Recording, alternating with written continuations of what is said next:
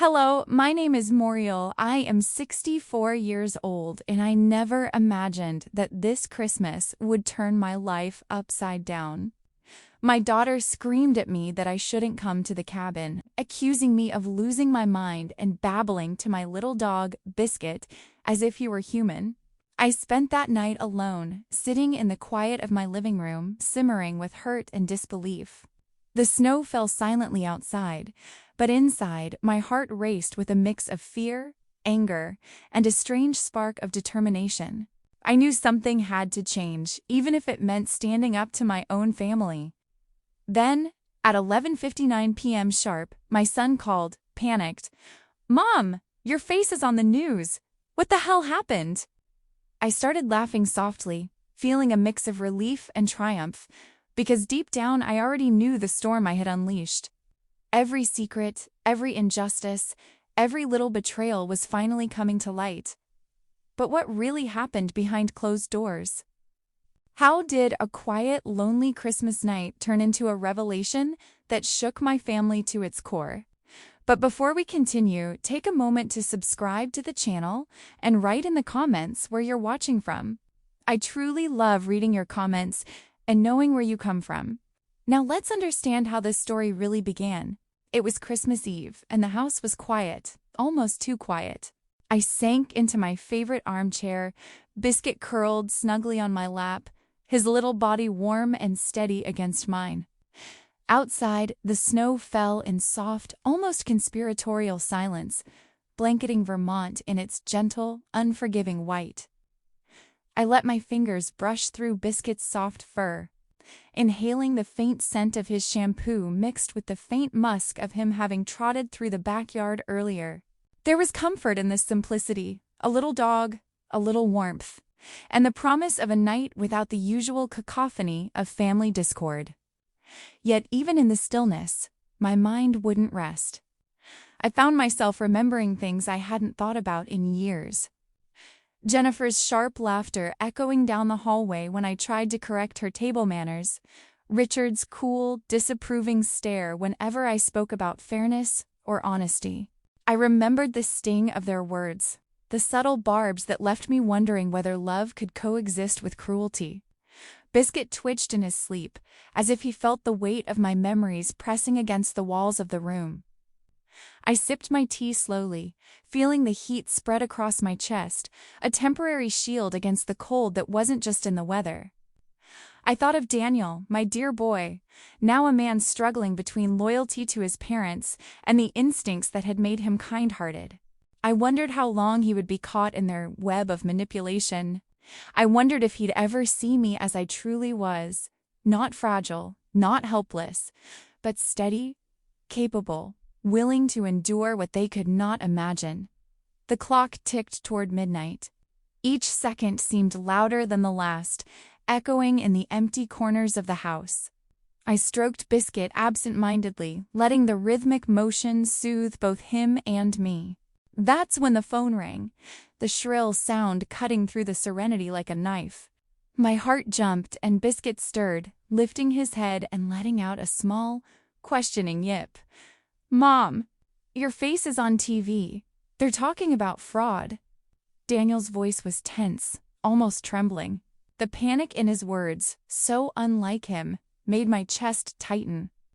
I set Biscuit down gently on the arm of the chair, running a hand through his tiny, soft ears, whispering, "It's all right, baby. Just breathe." I pressed the phone closer to my ear, forcing calm into my voice, though my mind raced with both caution and a strange thrill. "Danny," I said slowly, letting my words carry both steadiness and reassurance. "Sometimes justice requires a little creativity." There was no laughter, no bravado, just the quiet certainty of someone who had been underestimated for too long. On the television, the anchor's voice was crisp, tinged with excitement and awe. "Local woman exposes massive charity fraud scheme." The words hung in the air like smoke, filling the room with tension and the strange sensation of vindication. I watched the images of Richard's polished exterior, Jennifer's forced composure, and for the first time in decades, I felt a flicker of triumph that was quiet, dignified, and entirely mine. Daniel was silent for a moment, the line heavy with disbelief. I could almost feel him thinking, trying to reconcile the mother he had always protected with the woman on the screen, steady, calculating, unstoppable in her pursuit of what was right. "Mom, he faltered, unable to complete the sentence. I smiled softly, a tear slipping down my cheek, and felt Biscuit nuzzle against my hand as if to remind me that we were together in this moment. The sirens wailed faintly in the distance, distant yet undeniably present, a reminder that the world outside was reacting to the storm I had quietly stirred. I watched from my window as red and blue lights danced across the snow, reflecting off the frost-covered trees. My heart swelled with a mixture of relief and anticipation, knowing that this was only the beginning, that the long winter night held more revelations, more confrontations, more truths that had been buried under years of deception. I glanced down at Biscuit, who looked up at me with wide, trusting eyes. "We've done what we had to do, little one," I whispered, feeling the warmth of his body against mine, the solidity of his presence grounding me. Sometimes, doing the right thing means standing alone. Sometimes it means showing people the mirror they refuse to look into. He barked softly, almost as if he agreed, and I felt a strange sort of camaraderie in that sound, a pact between a woman and her dog, a silent acknowledgement that we were ready for whatever came next. And in that quiet, snow-filled night, I allowed myself a moment to breathe, to feel the weight of the years lift, even slightly, off my shoulders. I had spent too long being careful, too long being underestimated. Now, with Biscuit beside me and justice quietly stirring in the world outside, I realized that even in the darkest winters, there was a light that could not be dimmed, a stubborn, unwavering light that came from knowing your own truth and having the courage to act on it. 3 months before that Christmas Eve, my mornings began the way they always had, with the delicate ritual of waking to the faint light that slipped through the frost-coated windows. Biscuit would stir immediately, yipping softly as if to say, "Hurry up, Mom! The world won't wait for us." I would stretch, careful not to disturb the stillness of the house too abruptly, and scoop him into my arms. The small weight of him against my chest, his tiny heartbeat pulsing steadily, was a reminder that even in the ordinary routines of life, there was warmth and constancy. We would step out into the crisp Vermont air, Biscuit trotting ahead on his leash, ears perked at every flake of snow that danced like spirits along the sidewalks. I inhaled deeply, savoring the sharp, clean scent of winter, mixed with the faint smell of wood smoke from chimneys rising in the early morning. The world was still waking, and for a little while, it felt as though we were alone in our own secret, peaceful corner of it. After our walk, I would change quickly into my volunteer clothes and head to the community center. The center was a modest brick building with faded red trim, yet within its walls, hope and humanity thrived. I had been coming here for years, offering my time to anyone who needed a listening ear, a warm meal, or a small act of kindness.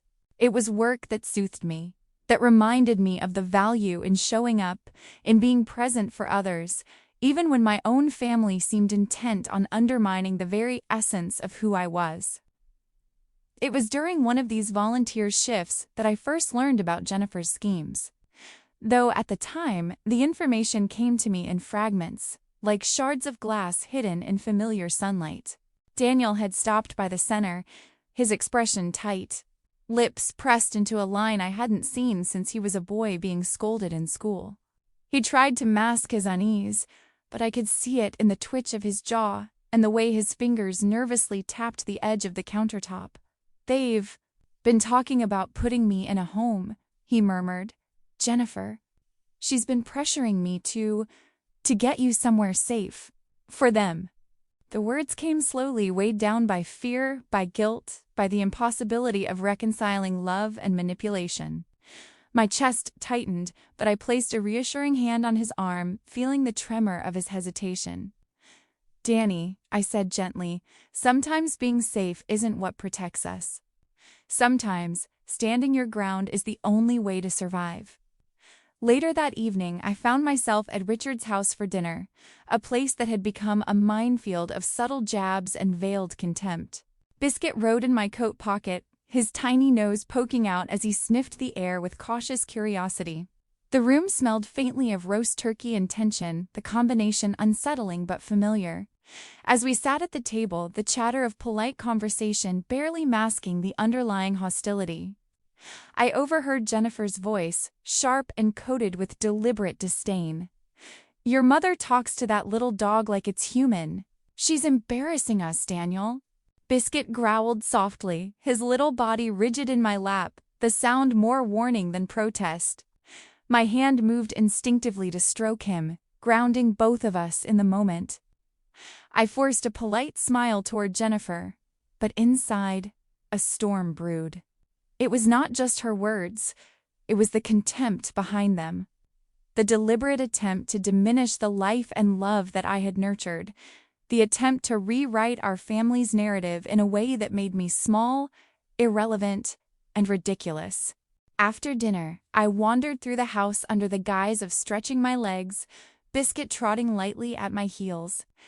That's when I noticed the office door slightly ajar, the warm lamplight spilling across papers scattered on Richard's polished desk. Curiosity compelled me closer, though my heart pounded with the same mixture of fear and instinctive purpose I had learned to trust over the years. There were contracts, bank statements, charity papers documents that seemed ordinary until I realized that something about their neatness, their subtle annotations, carried the weight of deception. I knelt slowly, careful to make no sound, and held my phone above the papers, the trembling of my hands betraying the calm I tried to maintain. Biscuit sat nearby, eyes fixed on my every move, as if he too understood that we were standing on the edge of a precipice. Each photo I captured felt like a heartbeat in the dark, each flash a tiny illumination of a truth that had been hiding in plain sight. As I worked, I felt the familiar swell of fear and determination mingling in my chest. The fear whispered that I was intruding, that my family could catch me, that my careful, quiet life was about to be overturned. But the determination was stronger, steady, and unyielding. I would know, and I would act, because even a small dog could sense when danger loomed. And Biscuit's attentive gaze reminded me that the truth had its guardians, its allies in the quietest moments. By the time I stepped back from the desk, papers photographed, mind racing, Biscuit climbed into my arms and nuzzled against my neck, his small heartbeat steady against mine. I whispered to him, as I had so often in moments of fear and uncertainty, "Something is coming, baby, and we'll face it, together." The weight of his tiny body, the warmth of his trust, anchored me in a way that nothing else could. In that small office, in that quiet house filled with false smiles and hidden malice, I knew we had begun something irreversible. The threads of deceit had been touched, and they could not be ignored. As we left the office, I felt a strange mixture of sorrow and anticipation. Sorrow for the family I had loved, for the illusions that had been shattered quietly over time, and anticipation for the justice that, however long in coming, would not be denied. The winter night wrapped around us as we exited, Biscuit's little paws crunching softly against the snow. Each step carrying the promise that even in the coldest seasons, courage and loyalty could find their way. That night, as I tucked him into his blanket by the radiator, I whispered again, "We'll see this through, Biscuit. Together, we will see it through." And for the first time in many months, I allowed myself to feel that sliver of hope, delicate and shimmering, that maybe, just maybe, we could weather the storms ahead and emerge whole. It began innocuously enough at the community center, where I had spent countless mornings volunteering, finding solace in the hum of quiet activity and the occasional bark of a dog greeting a friendly hand. Harold, a retired accountant with graying hair and eyes that had seen far more of the world than most, had become a familiar presence. He loved dogs as much as I did, always taking a moment to crouch and let them sniff his fingers, letting them decide whether he could be trusted. Biscuit, of course, adored him instantly, prancing around Harold's legs, yipping with a confidence reserved only for those who respected his space and his quirks. I had been hesitant for days, torn between fear and the need for truth. But ultimately, I approached Harold one chilly afternoon, the winter sun casting long shadows through the frosted windows of the center. I held the documents close to my chest, feeling their weight both physically and emotionally. Biscuit perched on my shoulder, his tiny claws gently pressing into my coat as if lending courage. "Harold," I began, my voice quieter than I intended, almost brittle with the mixture of anticipation and dread. I think something's wrong. Something serious." I placed the stack of papers on the table, the rustle of them loud in the silence. Biscuit sat at my feet, tail flicking nervously, his gaze flicking between me and the documents. Harold adjusted his glasses slowly, his expression shifting from casual curiosity to focused attention, then finally to shock. His breath caught. "Muriel, this is fraud. Millions of dollars are missing." The words seemed impossibly heavy, like a stone dropped into a still pond, and for a moment I could only stare, my chest tight, my stomach twisting. I felt Biscuit lean against my leg, offering comfort with his small, steady presence. As Harold and I pored over the documents, the picture that emerged was more devastating than I could have imagined. Richard had been diverting the majority of donations intended for homeless veterans, 90%, meticulously accounted for yet deliberately hidden. Jennifer, my own daughter, received substantial consulting fees, a euphemism that cloaked the reality of her participation. Every line of the spreadsheets, every faint notation on a contract, seemed to cry out in silent accusation. I felt my heart break with each revelation. My own daughter. I whispered, my voice trembling, profiting from veterans' suffering? The words were more than disbelief. They carried grief, betrayal, and the haunting realization that those I had loved and trusted most had chosen greed over compassion, manipulation over family. I ran a hand through Biscuit's fur, seeking solace in the warmth of his body, the unwavering loyalty of his small eyes fixed on me. He never judged. He simply existed as a living reminder that fidelity could endure even when the world faltered. Night after night, we worked together, Harold and I, gathering details, cross-referencing bank statements, following faint trails of irregularities that grew into undeniable evidence. Biscuit sat loyally at my feet, sometimes shifting to rest his head on my shoe, his presence a tether to the humanity I felt slipping in moments of despair. I watched the way Harold's eyes softened when he looked at the dog, the brief relief in knowing that not everything in life was corrupted, that there was still innocence, still fidelity in some corners of the world. Harold finally looked up at me one evening, the weight of the evidence reflected in the lines of his face. "Muriel," he said quietly, almost pleading, "if you pursue this, your family may never forgive you. Are you sure? Are you ready for that?" His words hung in the air, a question not just of strategy, but of morality, of love, and the endurance of personal courage. I swallowed hard, feeling the tension of my own heartbeat, the quiet insistence of Biscuit nudging my hand, urging me to stand firm. "Sometimes," I said, my voice steady, though trembling with the gravity of what I was committing to, doing nothing is the cruelest choice. The words felt like a release and a promise, a quiet oath to the truth that I would uphold no matter the cost. The following nights were filled with quiet determination, long hours illuminated by the soft glow of a desk lamp. Papers scattered across every surface, Biscuit's small body a comforting constant. I could hear Harold murmuring to himself as he worked through the numbers, letting out the occasional expletive when a calculation didn't add up, but for the most part, the room resonated with focus. the steady cadence of people committed to revealing the truth. I felt a vitality I hadn't experienced in years, energized by purpose, driven by righteous anger balanced with measured strategy. There were, naturally, moments when doubt slipped in, faint shadows that murmured of fear and potential loss. I would sit back, head in my hands, and let the tears come.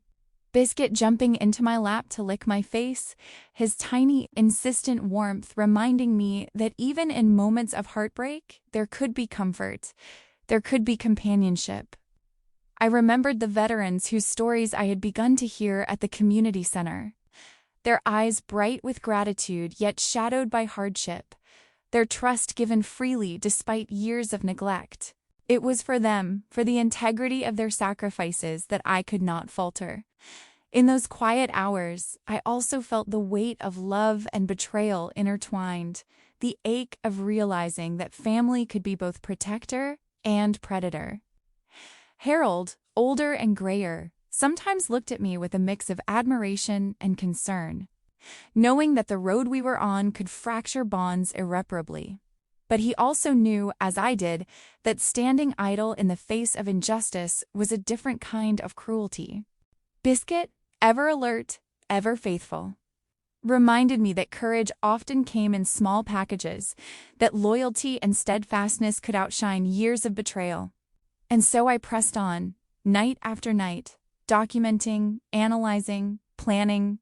The quiet of my home, the soft padding of Biscuit's paws, the reassuring presence of Harold's calm diligence, all became a sanctuary amid the storm I was about to unleash. I learned to trust my instincts, to read the subtleties of deceit in the lines of numbers, the pauses in conversations, the small gestures that revealed intent. By the time I closed the office door each night, the winter wind rattling against the windows, I felt the steady resolve of someone who had chosen to act, who had embraced the uncomfortable weight of truth. Biscuit would curl into his bed, and I would sit in the armchair, heart racing but mind clear, whispering softly, "We're doing the right thing, baby. We're doing the right thing." And for the first time, I allowed myself to believe that the courage to face betrayal could also bring redemption, that even in the darkest shadows, steadfastness and love, simple, pure, loyal, could illuminate a path forward. Thanksgiving had always carried its own quiet rhythm in our family, a rhythm that once meant warmth and laughter, but over the years had become punctuated by tension, polite smiles that barely masked resentment, and the undercurrent of old grievances left unresolved. That morning, I woke with Biscuit nestled under my chin, his little paws kneading at the blanket as though he could sense the unease in my heart. I gently lifted him, brushing the soft fur along his back, and whispered, "It'll be all right, baby. We're going to face them together." He yipped softly, a sound that seemed almost like agreement, a tiny affirmation that he would stand beside me, even when the world felt unwelcoming. I carefully hid Biscuit in the deep folds of my purse, making sure his head peeked out just enough for him to breathe, and tried to summon the semblance of calm before walking into the storm that awaited at the family cabin. The road was slippery with fallen leaves and the first hints of frost, and I felt the familiar tightening in my chest, a mix of anticipation, dread, and a determination I could not suppress. My hands clutched the strap of my purse, a lifeline for the small creature inside and a reminder that I was not entirely alone. As I approached the cabin, the windows glowed warmly against the late afternoon sky, golden and inviting to anyone who might be unaware of the undercurrents inside. The door swung open before I could knock, and Jennifer's voice cut sharply across the porch. "I told you not to bring that thing! Richard is allergic!" The words, exaggerated and sharp, struck me in a way that made my stomach twist. Biscuit, sensing the sudden tension, yipped softly in protest from inside my purse. Richard appeared behind her, confused, rubbing at his eyes and sniffing slightly, as if trying to understand why Jennifer's words sounded urgent. I could see the uncertainty in his face, the brief flash of hesitation, and I realized that this supposed allergy was nothing more than Jennifer's convenient excuse, a way to assert control and shame me for daring to bring the small creature who had always been my companion and confidant. I felt a quiet, simmering anger, but I held my composure, knowing that Biscuit and I needed to be both subtle and strategic. The dinner table was set with care, the turkey, golden and fragrant sides arranged meticulously, and the air heavy with the artificial cheer that family gatherings sometimes carried when love had been replaced with calculation. Jennifer wasted no time announcing her plans with that familiar, sharp-edged confidence. "Dad left it to both of us, Mom. I need the money for the kids' private school," she said, her eyes bright with determination, her words pointed and deliberate, a calculated blow aimed to unsettle me. I froze for a moment, feeling the weight of the statement pressing down on my chest. My childhood home, my sanctuary, filled with memories of my parents, the walls echoing laughter and lessons long past, was suddenly being reduced to a transactional object in the hands of a daughter I barely recognized. Daniel sat quietly across from us, avoiding eye contact, his hands folded tightly in front of him, a silent witness to the cruelty of the moment. His hesitation, his inability to speak, made my heart ache even more. I reminded myself quietly, beneath the calm exterior I presented, that the will clearly left the house solely to me. This knowledge, however, did not diminish the sting of Jennifer's audacity, nor the corrosive impact of her manipulation on the fragile bonds that remained. I took a slow, deliberate breath, letting the aroma of roasted vegetables and the faint scent of pine from the centerpiece fill my senses, grounding myself in the tangible world around me. Biscuit stirred slightly in my purse, his small, trusting eyes peeking out, and I felt a surge of quiet resolve. Excusing myself politely, I walked out to the car, the crunch of leaves under my feet echoing in the otherwise still evening. I sank into the driver's seat, letting the purse with Biscuit rest on my lap, his tiny body pressing against me as if sensing the storm in my heart. Tears slid down my cheeks, unchecked, the release of emotion as vital as breathing. I whispered to him, my voice raw with both sorrow and resolve, "Biscuit, baby. It's time they learned what happens when you push someone too far." The engine hummed softly as I sat there, letting the weight of the day settle. I thought of the years I had spent nurturing, teaching, and loving, often at the expense of asserting my own boundaries. I remembered the quiet moments of doubt, the subtle manipulations, the whispered words that had tried to erode my confidence. And yet here I was, not broken, not defeated, but gathering strength, guided by the loyalty of a small, fearless companion who had never wavered. The sun dipped lower, casting long shadows across the parking lot, and I felt a clarity settle over me. I was no longer the mother or wife they wished to manipulate. I was someone who had learned to endure, to observe, to prepare. I could feel Biscuit's heartbeat against my hand, steady and reassuring, and it reminded me that courage could be quiet, unassuming, and yet utterly unstoppable when combined with purpose. As the cold evening seeped into the car, I allowed myself a moment of hope, fragile but insistent. I would not simply accept the erosion of what was rightfully mine, nor would I allow the malice and greed of others to go unchecked. The past and the present collided in a single, sharp moment of awareness. This was my life, my home, and my truth, and I would protect it, not with anger alone, but with the quiet, resolute strength that comes from knowing your own worth. Biscuit nudged my hand and I smiled through my tears, feeling a deep, profound connection with him, a reassurance that we would face whatever came next together. The betrayal, the audacity, the cruelty of Jennifer's words and plans did not diminish the warmth of loyalty, nor the quiet power of determined action. In that instant, sitting in the car with the snow beginning to dust the windshield, I felt a surge of clarity and resolve. The time for passive endurance had ended. The time for truth, for justice, for measured but unwavering action had begun. And with Biscuit at my side, I knew I would not falter, no matter how deeply the storm of betrayal threatened to unsettle me. I looked down at his small, trusting eyes and whispered again, softly, but with absolute certainty, "We'll see this through, baby. Together, we'll see this through." And in that simple exchange, I felt the first spark of courage ignite, a flame that would guide me through the darkness of manipulation and deceit, toward a future in which justice, love, and resilience would prevail. After the bitter Thanksgiving, I knew that waiting would only let injustice fester. I spent the next morning on the phone, fingers trembling slightly as I dialed Patricia Shaw, an investigative journalist whose reputation for uncovering the truth preceded her. Biscuit sat perched on my shoulder, tiny claws gently pressing into my blouse as if to steady me, and I whispered, "Patience, baby. We're doing this carefully." Patricia answered, her voice calm but tinged with curiosity. I felt a strange combination of relief and apprehension. Relief, because she had the reach and knowledge to expose wrongdoing. Apprehension, because sharing the documents was akin to exposing my own family, something that hurt, even as it was necessary.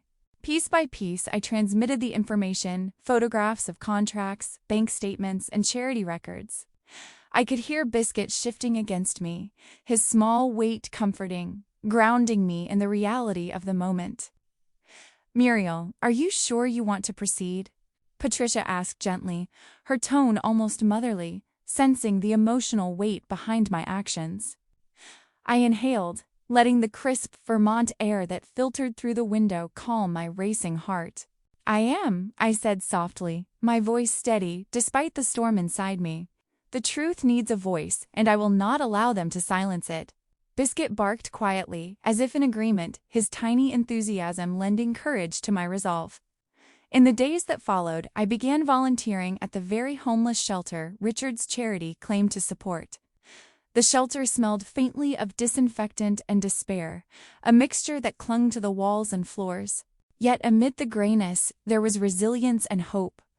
Men and women, veterans who had seen more suffering than most could comprehend, offered quiet nods and polite smiles, their dignity intact despite years of hardship. Biscuit trotted alongside me, sniffing cautiously, his presence a small comfort to those who had learned to fear the world. Manager Tom, a man whose wiry frame and lined face spoke of decades of hard work, pulled me aside with an expression I could not ignore. "We haven't received a dime from the Thompson Foundation in 2 years, he said quietly, his voice carrying both frustration and disbelief. His words hit me with the weight of confirmation. I felt my chest tighten, a wave of sadness mingling with righteous anger. These were men and women who had sacrificed for their country, trusting that donations made in their name would sustain them, and instead, they had been abandoned, misled, and exploited. As I walked among the shelter's residents, listening to their stories, my resolve solidified. One veteran spoke of nights spent shivering in doorways, of letters from family never answered, of health issues ignored. Another, older and trembling, recounted the humiliation of being turned away from a clinic due to unpaid fees. Fees that had been promised to be covered by donations. I felt the weight of each narrative press against my heart, each story a call to action. I hugged Biscuit close, feeling his warmth and calm, and whispered, "We have to do this right, baby. They deserve better, and I'll make sure they get it." Meanwhile, I continued to gather evidence in secret. At a family dinner, under the guise of casual conversation, I discreetly recorded Richard bragging about his brilliant tax shelter, the words dripping with self-satisfaction, a smug smile playing at his lips. My stomach churned with a mixture of disgust and determination. This was the same man who had manipulated trust, distorted love, and preyed upon the vulnerability of those who believed in him. Each recording, each photograph, was a small act of courage, a step toward exposing the truth. Biscuit nudged my hand under the table, as if to remind me that even small acts mattered when pursued with integrity. Harold became my indispensable ally during these long nights. Together, we organized an anonymous evidence portfolio, meticulously cataloging every document, every recording, every trace of deceit. He would mutter softly as he worked, double-checking figures, aligning pages, his eyes tired but unwavering. I felt gratitude for his presence, not just for his expertise, but for the steady reassurance that someone else could see the enormity of what I was undertaking and still believe in me. Bisky slept at our feet, occasionally twitching in his dreams, the rhythmic rise and fall of his small body a grounding constant amid the storm of numbers and betrayal. It was during one tense afternoon, while I was quietly reviewing documents, that Richard appeared, leaning against the doorway with a calculated smile. "Why suddenly this interest in my foundation?" he asked, his tone light, almost teasing, yet there was an unmistakable edge lurking beneath the surface. I looked at him calmly, letting my eyes meet his without flinching. Biscuit perched in my lap, sensing the tension and pressing closer. Curiosity, and a love of justice, I replied softly but firmly, my voice carrying the weight of everything I had seen, heard, and endured. There was no tremor, no hesitation, only the quiet, resolute strength of someone who knew that moral courage often required patience and stealth. Richard's lips pressed into a thin line, the flicker of surprise crossing his features before he composed himself, but I did not waver. I had learned that truth was not always loud. Sometimes it was the calm, unshakable presence that revealed power more effectively than anger or confrontation ever could. That night, as I walked home, Biscuit tucked securely under my coat, I felt a mixture of exhaustion and hope. The weight of the evidence, the stories of veterans, and the betrayal of my family pressed on me, yet I also felt the quiet satisfaction of purpose fulfilled. I had taken steps, however small, toward righting the wrongs that had festered for too long. I whispered to Biscuit, whose little paws patted softly against my shoulder, "We're getting closer, baby. Closer to making things right." The glow of the streetlights reflected on the frost, illuminating the path home and carrying the promise of progress. Each small act, each photograph, each recording, each conversation was a brick laid in the foundation of truth. And in that, I found a measure of peace, a reminder that courage and patience could coexist, that love and justice could be intertwined, and that even in the face of betrayal, one could still find strength, purpose, and the quiet satisfaction of doing what was right. The morning the article appeared, I was already awake, sitting by the kitchen window with Biscuit curled in my lap, his warmth a comforting anchor against the storm of anticipation I felt inside. The Vermont sky was pale and quiet, the first light of dawn stretching across the fields, and yet inside, the world was about to shatter. I had spent so many nights preparing for this, each moment a careful weaving of truth and evidence, and now the first ripple was about to hit the pond. Patricia's email pinged softly on my phone, and I held my breath as I opened it. The words on the screen struck like a lightning bolt. "Local charity under investigation for fraud." My hands shook as I read, my breath catching in my chest. The headline was simple, factual, but the implications were anything but. The story laid out the beginnings of the investigation, documented anomalies in financial statements, and hinted at mismanagement at the highest levels. It did not name me, and Richard had no inkling that I had initiated any part of this. That was my advantage for now. Yet even as the thrill of progress surged, I felt a knot of anxiety tighten. I knew the article would ignite chaos within my family. And within hours, chaos indeed arrived, first in the form of a phone call from Jennifer, her voice shrill and frantic. "Mom! Some reporter is destroying Richard. You have to defend him. You have to call Patricia. Tell her it's not true." Her hysteria bled through the line, her words urgent and desperate. And I could hear Biscuit stir in my lap, whining softly, sensing the tension and confusion. I placed a calming hand on his small head, feeling the rapid beat of his heart beneath my palm, and whispered, "It's all right, baby. Stay calm." Then I exhaled, steadying myself for what was to come. "Jennifer," I said softly, each word deliberate, "I am not going to call Patricia. The truth will speak for itself. Lies don't need defending." There was a pause, a shiver of disbelief on the other end, and then a harsh click as she hung up. Hours passed, and I found myself staring at the softly glowing screen, heart aching with a complex blend of satisfaction and sorrow. Satisfaction that progress was being made, sorrow that it had to come at the expense of family bonds. The weight of betrayal pressed against me, yet Biscuit remained steadfast, a silent reassurance that I was not alone in the moral labyrinth I navigated. Later that afternoon, Daniel arrived, his expression conflicted, hesitant, a mixture of worry and doubt that spoke volumes about the turmoil inside him.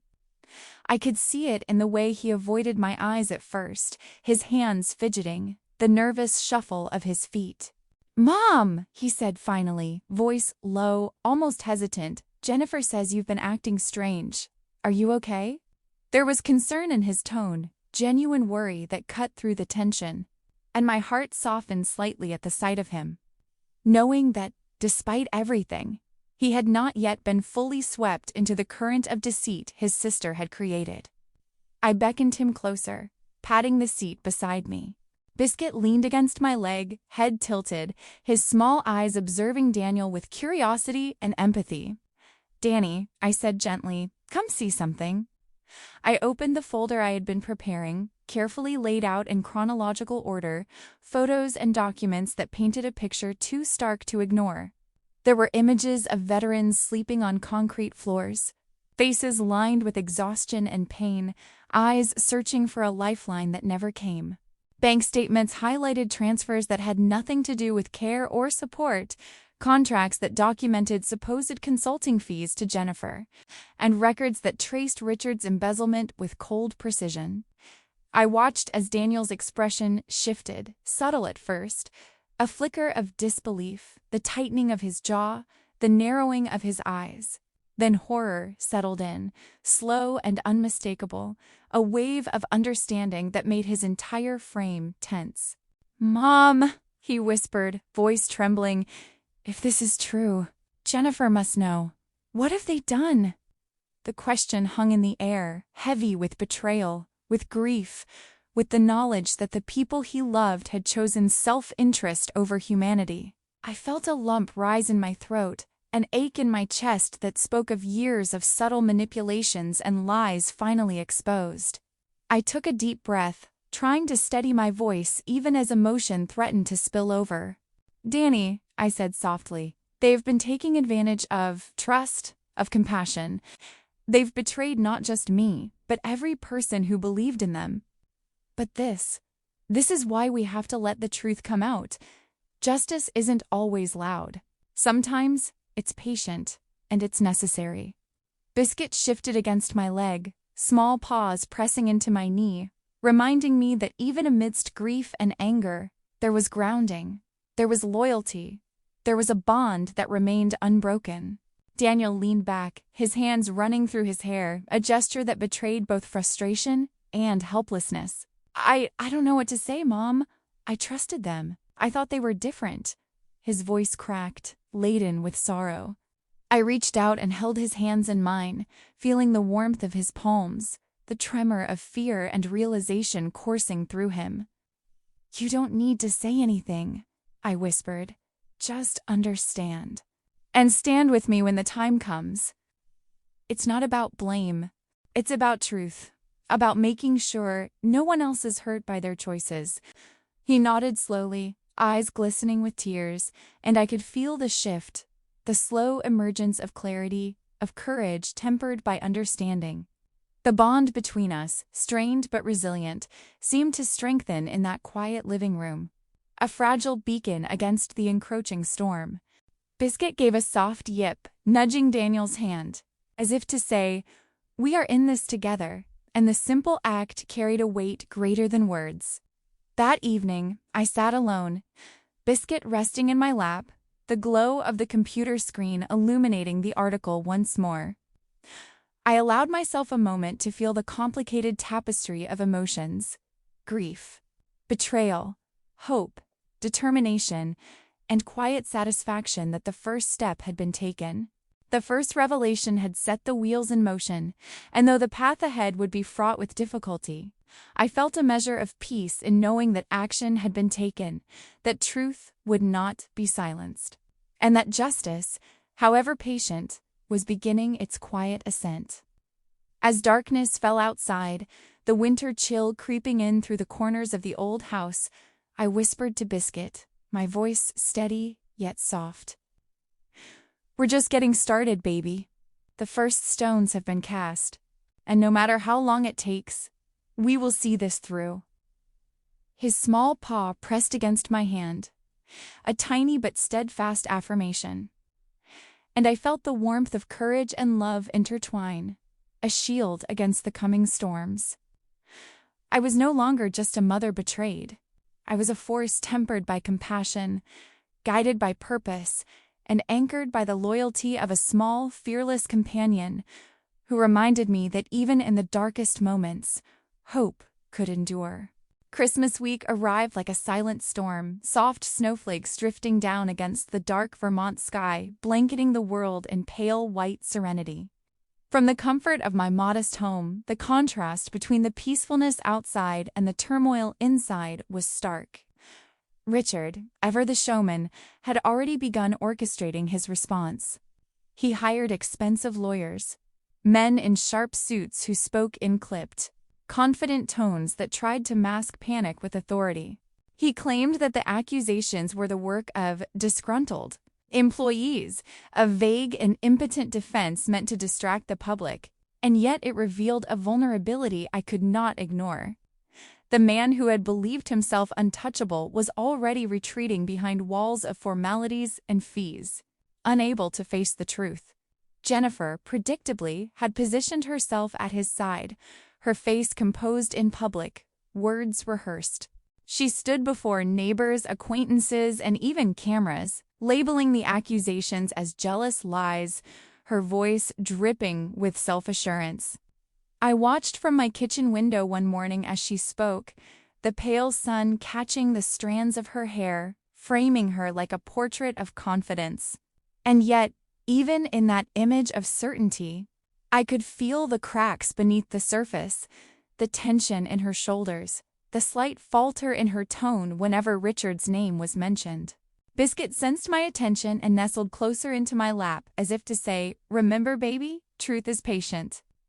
Daniel had begun to distance himself in subtle ways, avoiding phone calls, lingering at the edges of conversation, his presence almost ghost-like during family gatherings. Yet I knew he was not idle. He had quietly begun his own investigation, following threads, asking questions in the shadows, careful not to alert either of them that he had begun to see the full picture. His caution pained me, yet I understood. It was the reflection of a man torn between familial loyalty and moral awakening. In those moments, I saw in him the same cautious determination I had once felt, and it gave me hope. Inside my home, the warmth from the fireplace barely touched the storm in my chest, but Biscuit's soft breathing against my arm grounded me. I spent the evenings alone, feeding him special treats I had saved for moments that required comfort, moments when courage needed reinforcement. He looked up at me, eyes bright, tiny tail wagging in subtle rhythm, and I whispered to him, "We're almost there, baby. Just a little longer." In those quiet moments, I allowed myself a reflection, recalling the path that had led to this point, the betrayal, the meticulous gathering of evidence, the long nights spent poring over financial statements and photographs. The portfolio was now complete, a compilation of photographs, recordings, and documents, so thorough that even the most skeptical mind could not ignore the pattern of deceit. I reviewed it carefully, checking each entry, making certain that every detail aligned with the truth I had uncovered.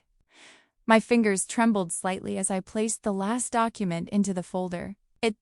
The tremor was not fear, it was the release of tension, the weight of years spent preparing for this culmination. Biscuit nudged my hand, reminding me of the loyalty and courage that had carried me here, and I smiled softly, feeling the quiet strength of our partnership. With the portfolio ready, I made discreet contact with the authorities, ensuring legal oversight before the evidence would be revealed. Every word I spoke over the phone was measured, every email carefully composed. There was no room for error, no room for impulsive decisions. The legal team I contacted would serve as the gatekeepers of justice, ensuring that what I had gathered would be handled appropriately. It was a strange blend of fear and relief. I feared what exposure might bring, yet I also felt a deep sense of purpose, knowing that the next step would allow truth to emerge from the shadows. Hours passed slowly, the house silent save for the soft ticking of the clock and Biscuit's gentle movements. The snow outside grew heavier, drifting lazily across the yard, coating the trees and rooftops in a pure white silence. At 11:59 p.m., I heard the distant chime of the news bulletin, the sound almost ceremonial, a herald of what was to come. I switched on the television, Biscuit curling into my lap, his small body a reassuring weight against mine. Patricia's exclusive interview filled the screen, her calm voice delivering the story of the charity under investigation, the missing millions, and the careful unraveling of deception. The camera panned across images and documents all meticulously sourced, and I felt a quiet surge of vindication tempered with the sorrow that such exposure required. My phone rang immediately. I recognized Daniel's number instantly, and I answered, hearing the panic and disbelief in his voice. "Mom, it's on every channel. What's happening?" he said, words tumbling out in a mixture of fear and awe. I felt my lips curve into a small, steadying smile. "Danny," I said softly, feeling Biscuit press closer against my chest, "justice doesn't always look like vengeance. Sometimes it looks like truth." There was a pause, a long moment in which I could sense him absorbing the weight of those words, the patience and moral certainty that guided them. I watched as the story unfolded on the television, seeing the ripple effects of the revelation. Richard's confident facade began to crumble, his lawyers scrambling to respond to the mounting evidence. Jennifer, still poised in public, could not mask the subtle tremors in her composure as whispers of her involvement surfaced. And Daniel, somewhere in the quiet of his own home, began to reconcile the reality he had avoided, the stark contrast between the family he thought he knew and the truth that had been carefully concealed. Biscuit yawned softly, tiny eyes half-lidded, and I stroked his fur gently, feeling the warmth of our connection, the unspoken affirmation of loyalty and love. In that moment, I understood something profound, that justice, patient and measured, carried with it a power far greater than vengeance or anger. It was steady, enduring, and transformative, touching lives beyond the immediate circle of betrayal and restoring balance in ways that impulsive acts never could. I leaned back in my chair, allowing the snow's quiet descent outside to mirror the calm settling within me. The tension, the anxiety, the months of careful planning, they had all led to this moment. And though the path ahead would still be challenging, fraught with emotions and confrontations, I felt an inner peace, a clarity of purpose that buoyed me above fear and uncertainty. As I whispered to Biscuit, my voice soft and resolute, "We did what was right, baby. And no matter what comes next, we will face it together." I felt the culmination of patience, love, and courage intertwine. This night, the quiet snow falling around us, the bond between a woman and her small companion, and the awakening of truth in the hearts of those who had doubted, created a moment of catharsis, a prelude to the reckoning that would finally bring resolution, justice, and eventually, healing. The morning sunlight poured through the thin curtains of my living room, falling in warm golden rectangles across the carpet, but it did little to brighten the heaviness that had settled in my chest. The truth, once partially revealed, now arrived in full force, unrelenting and raw. As I sat with Biscuit perched quietly on my lap, his tiny body radiating calm and steadfast loyalty, I read through the reports, the documents, and the confirmations that Patricia and the authorities had compiled. Each new page felt heavier than the last, each revelation a stab at a heart already tender from betrayal. It was Jennifer. Not only had she assisted, she had orchestrated the embezzlement from my own trust fund, the very nest egg I had worked decades to secure for my family and for purposes of care. The shock was not that she had participated, but that she had plotted it, calculating and methodical.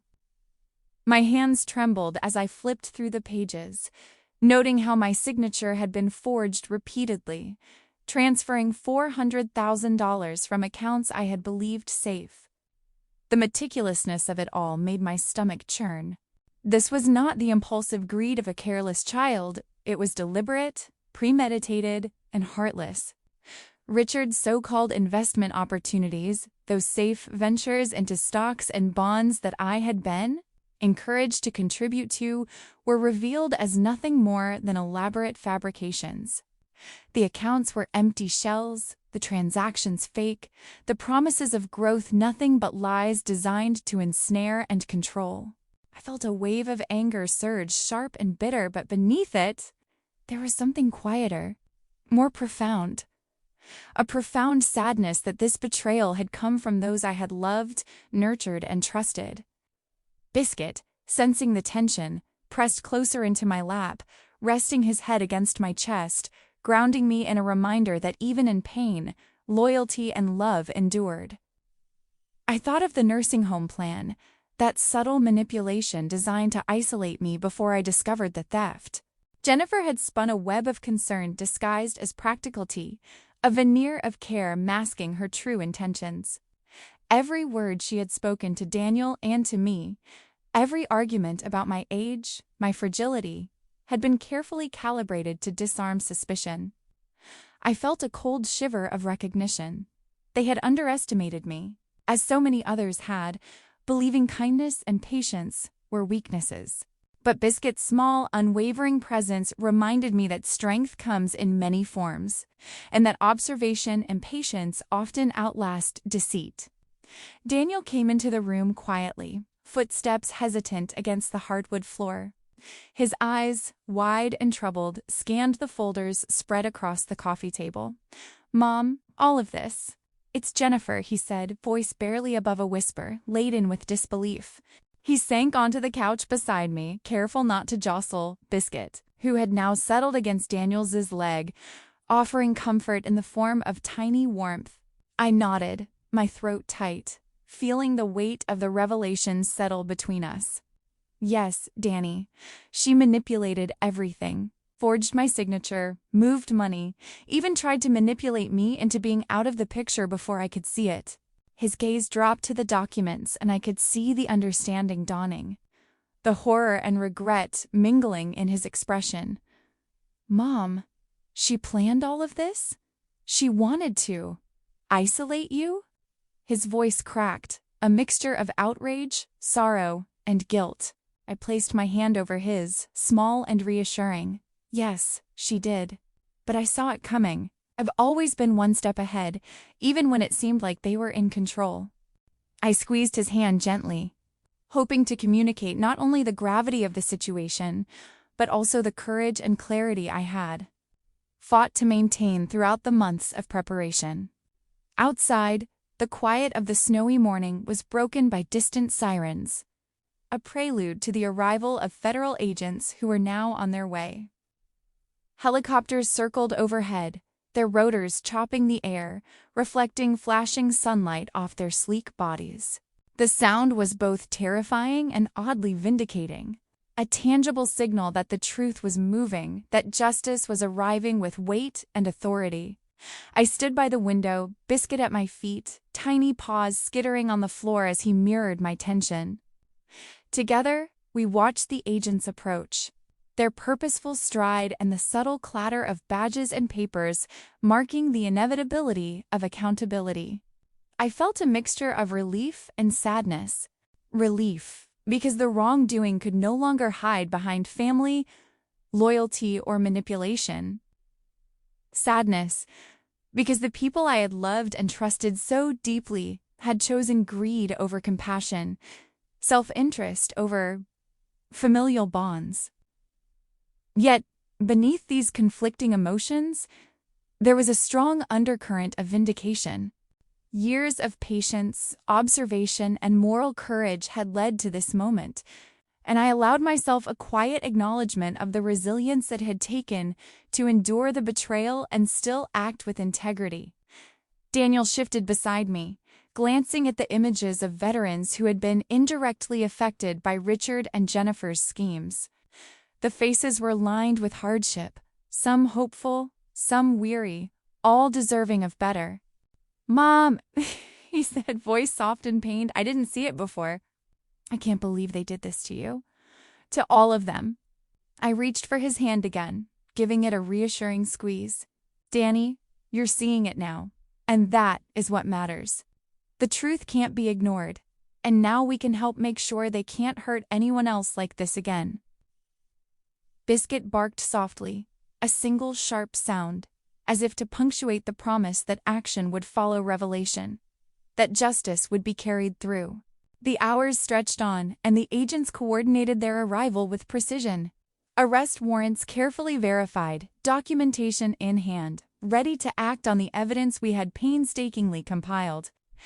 As I observed from my living room, I felt an unusual serenity begin to bloom amid the tension.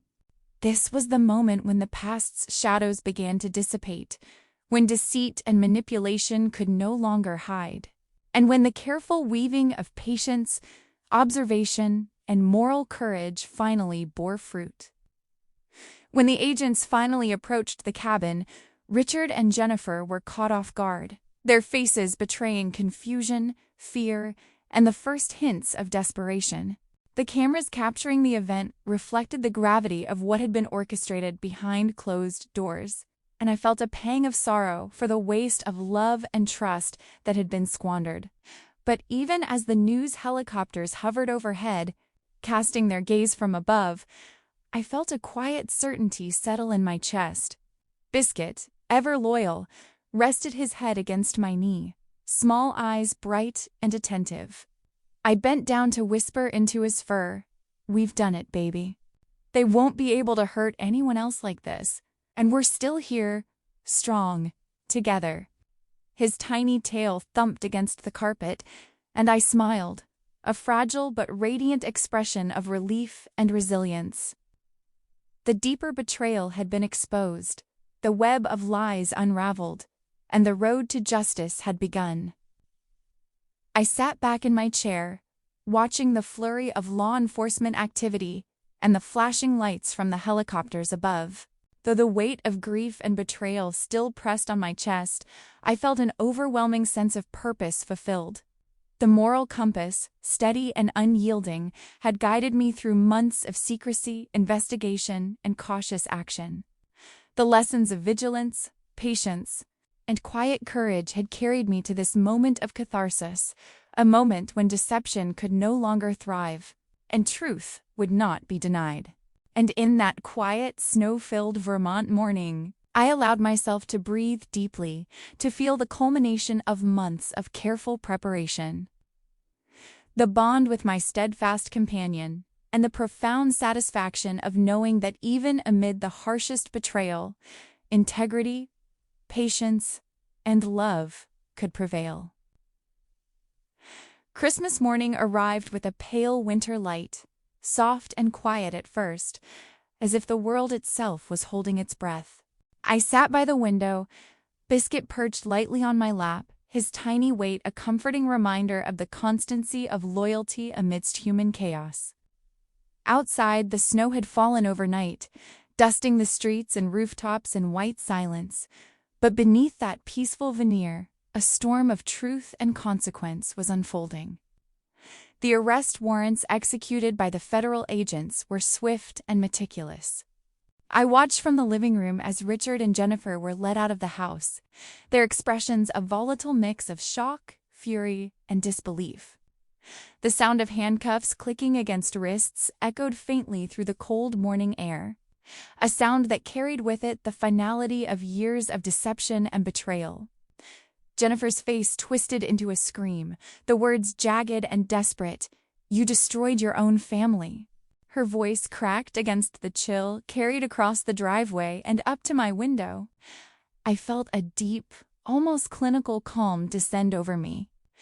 Biscuit shifted against my chest, sensing the tension, and I whispered to him softly, "Stay calm, baby. Let it be truth that speaks, not anger." I pressed my fingers gently through his soft fur, feeling the reassurance of his presence. And then, quietly, I spoke aloud, though not to anyone in particular. "No, sweetheart. You destroyed yourself when you chose greed over love." The words carried the weight of years, of quiet observations, of moral courage tempered by sorrow and understanding. It was not vengeance that guided me. It was truth, patient and unwavering, and the clarity of that distinction gave me a strange serenity. The media swarmed immediately, cameras flashing, microphones thrust toward the agents as they escorted Jennifer and Richard into vehicles bound for detention. Reporters shouted questions, but the agents moved with disciplined precision, indifferent to the chaos, as though truth itself had orchestrated the scene. I stayed behind the glass, watching with measured detachment, Biscuit's small head resting on my forearm, his tiny eyes following every movement. I realized, in a subtle but profound way, that this moment, these public reckonings, the flashing lights, the cameras, were mere extensions of the moral weight I had carried alone for months. It was the culmination, yes, but also a reminder of the quiet courage that had preceded it. Daniel arrived shortly thereafter, stepping carefully through the snow, his children clinging to his hands. His expression was tentative at first, shadowed by the weight of months of uncertainty and hesitation. I could see the burden of his silence etched into his posture, the regret mingled with relief in his eyes. "Mom," he began softly, voice trembling with both apology and gratitude, I should have acted sooner. I was afraid, and I didn't want to believe, but I should have seen. I'm so sorry." He sank onto the couch beside me, children close, their eyes wide and observant, sensing the gravity of the day without fully understanding its dimensions. I reached out and held his hand, squeezing gently. "Danny," I said, my voice soft yet steady, "you acted when you were ready. You stood with me when it counted. That is what matters. It's never too late to do the right thing." His lips trembled and a quiet tear ran down his cheek. He bent forward, hugging me briefly, a gesture full of both reconciliation and release. The children, sensing safety in my calm, nestled closer, and I felt a flicker of warmth in my chest, the fragile yet enduring restoration of family connection. Meanwhile, the homeless shelter received word of the recovered funds. I learned that $2 million had been returned, flowing directly into the programs intended to help those who had suffered from neglect and indifference. That afternoon, veterans came by the shelter personally to express their gratitude. Some were stoic, nodding in silent appreciation, while others wept openly, tears spilling freely as they recounted stories of hunger, cold nights, and the hope that had seemed forever lost. I listened, holding Biscuit close, feeling the depth of their relief. The validation of every careful step I had taken to ensure truth and fairness prevailed. Their gratitude was almost more than I could bear. Yet it also filled me with a profound sense of purpose, the knowledge that what I had done mattered beyond the confines of family, reaching into the lives of those who deserved dignity and care. Harold, ever steady and dependable, organized a small celebration at the community center that evening. It was simple, warm lights, a modest table of food. Smiles from neighbors and friends who had watched quietly from the sidelines, but the atmosphere was rich with relief and camaraderie.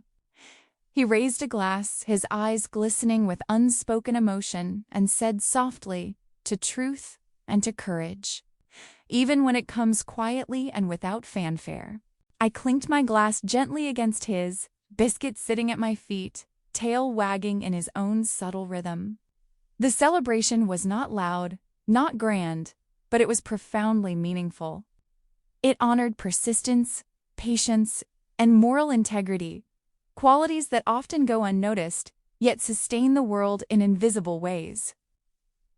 That night, after the last guest had departed, after the echoes of laughter and quiet congratulations had faded, I returned to my home, Biscuit trailing closely behind. I sat in the soft glow of the lamplight, the snow continuing its gentle descent outside, and let myself reflect on the day's events. The relief, the sorrow, the vindication, and the lingering sense of loss swirled together in a delicate, uneasy balance. I stroked Biscuit's fur softly, his small body warm against mine, and whispered into the quiet room, "Did I do the right thing, baby? She's still my daughter." My voice cracked slightly, not from fear, but from the release of months of pent-up tension, grief, and moral vigilance. Biscuit lifted his tiny head, eyes bright and unwavering, and gave a small, reassuring bark. It was as if he understood the complexity of human choices, the fragile threads of love and betrayal, and the quiet resilience required to act rightly when the stakes were personal, profound, and painful. In that simple sound I found affirmation, not judgment, not correction, but presence, loyalty, and understanding. I closed my eyes for a moment, inhaling the crisp winter air drifting through the slightly cracked window. The world outside was quiet again, the flurry of media and sirens now distant, leaving a stillness that felt almost sacred. I allowed myself a slow exhale, letting the tension fall away in waves, carried off by the gentle snow. The day had brought accountability, reconciliation, and justice, yet it also left space for reflection, for mourning, for the tender recognition that healing is a process, not a moment. In the quiet, with Biscuit nestled in my arms, I felt the culmination of months of courage, patience, and moral steadfastness settle within me. The reckoning had arrived. And the world was different because of it, not just in the restoration of stolen funds or the punishment of wrongdoers, but in the affirmation that truth, loyalty, and careful, deliberate action could prevail, even against those closest to us. I felt the intertwining of relief and melancholy, the bittersweet awareness that love and loss, hope and justice, often coexist in ways we can barely name. And as the night deepened, I whispered once more to my faithful companion, my voice soft and resolute, "We did what needed to be done, baby, even if it hurt, even if it shocked, even if it changed everything. And in the end, love and truth endure."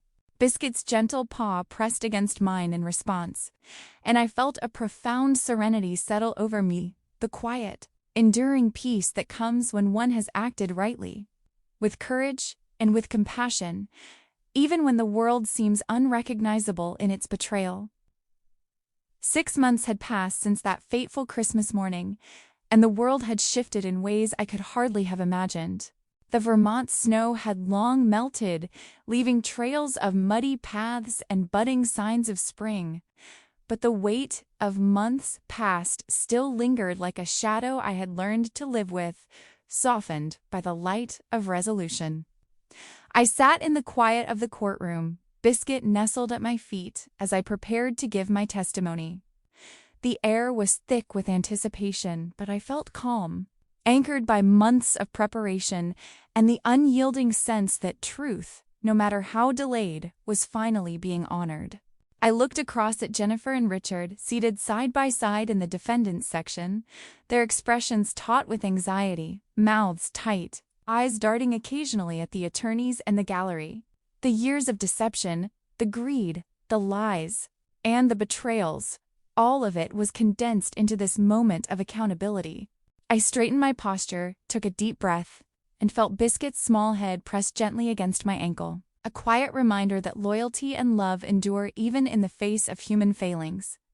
When my turn to speak arrived, I rose carefully, the wooden floor creaking softly beneath my shoes.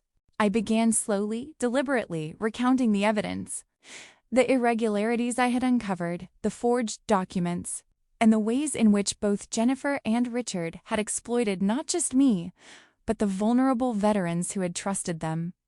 My voice trembled at moments, betraying the raw emotion I felt, but I spoke steadily, allowing the courtroom to hear the truth.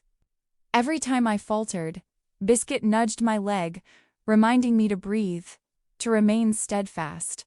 By the time my testimony concluded, a quiet tension had settled over the room. I returned to my seat, hands clasped over Biscuit's head, and exhaled slowly, feeling the release of months of fear, anger, and vigilance. The judge, a calm and deliberate presence, nodded with the weight of impartial authority. Jennifer's eyes flashed toward me briefly, a mixture of resentment and disbelief, while Richard avoided my gaze entirely, his expression hollow. The verdicts, when delivered, brought a curious mixture of relief and melancholy.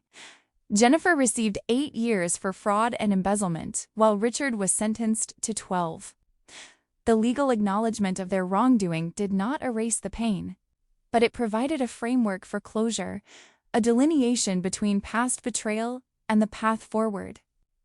I felt the weight lift incrementally, a sensation almost physical, as if I could finally draw a full, unencumbered breath. The recovered funds, $3. $2 million had been entrusted to me, and I chose carefully how to honor the promise implicit in that trust. I established a legitimate Veterans Foundation in my late husband's name, channeling the money into programs for housing, healthcare, and emotional support for those who had sacrificed so much and yet often received so little. I spent long hours at the Foundation's offices meeting with veterans, organizing initiatives, and listening to their stories, each encounter reaffirming the importance of integrity, vigilance, and care. Biscuit accompanied me on these visits, sitting loyally beside me during meetings. His presence a reminder that support comes in many forms, sometimes in quiet, steadfast companionship. Daniel, who had once distanced himself, now moved closer, literally and emotionally. He and his children relocated nearby, their laughter filling the spaces that had been heavy with silence for so long. We shared meals, walks, and conversations that flowed easily, a testament to the slow, deliberate work of healing and reconciliation. I found joy in the small, everyday moments, helping Daniel's children with homework, listening to their exuberant storytelling, and watching Biscuit and the new rescue Chihuahua, whom I had adopted gradually to ensure a seamless integration, play in the yard. The second Chihuahua, a timid little creature named Clover, mirrored the cautious optimism I felt about rebuilding family connections, and together they brought laughter, warmth, and emotional richness to my life. Beyond family, I began a support group for elderly victims of family financial abuse, welcoming those who had felt powerless and unseen. In the soft glow of the community center, I listened as others shared their stories, often punctuated by tears and long pauses that spoke volumes. I offered guidance, empathy, and practical steps for reclaiming control over finances and personal agency, reinforcing the lesson that age and kindness are never weaknesses, but sources of enduring strength.